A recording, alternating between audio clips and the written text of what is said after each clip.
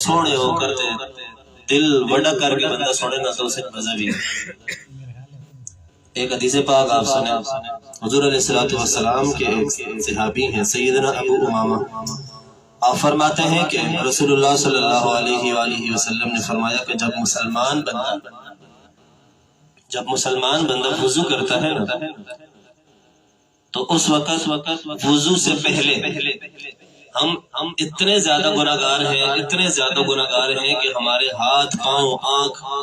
جسم کا ہر عضو ہمارا گناہوں سے لت پت ہوا پڑا ہے۔ ہمارے نبی فرماتے ہیں کہ جب مسلمان بندہ وضو کرتا ہے تو وضو کی برکت سے اللہ رب العزت سب سے پہلے جب انسان ہاتھ دھوتا ہے تو اللہ رب العزت اس کے ہاتھوں کے گناہ معاف فرما دیتا ہے۔ ترتیب کے ساتھ جب وہ وضو مکمل فرماتا ہے تو ہر عضو کے گناہ اللہ رب العزت اس کے معاف فرما دیتا ہے۔ پھر سوال کرتے ہیں یا رسول اللہ جب اتنے گناہ لے کر انسان نماز کے لیے جاتا ہے اور وہ وضو کر کے اپنے گناہ کو معاف کروا لیتا ہے تو یہ تو وہ گناہ معاف ہوتے ہیں کہ جو چھوٹے گناہ ہوتے ہیں، یا رسول اللہ بڑے گناہوں کا کیا حال ہوتا ہے؟ تو شریعت فرماتی ہے، پیارے آقا فرماتے ہیں کہ بڑے گناہوں کو اللہ رب العزت کاٹ کر چھوٹا کر دیتا ہے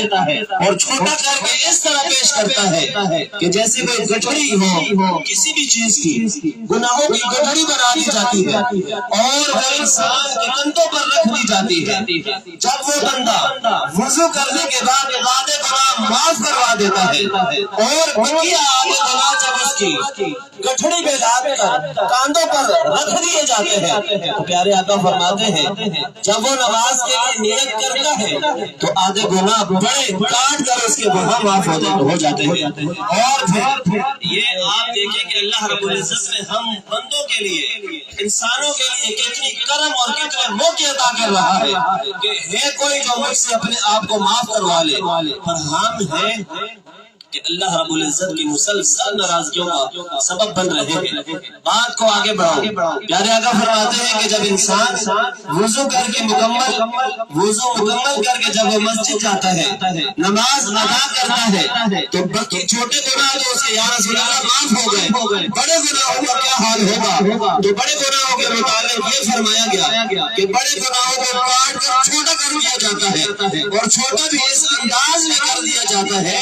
کہ گٹھڑی میں اس گناہوں کو لاد کر اس کے کندھوں پر رکھ دیا جاتا ہے۔ پھر حضور فرماتے ہیں کہ جب وہ رکوع میں جاتا ہے تو وہ بڑے گناہ بھی چھوٹے کر کے جو کندھوں پر ہوتے ہیں وہ بھی اللہ رب العزت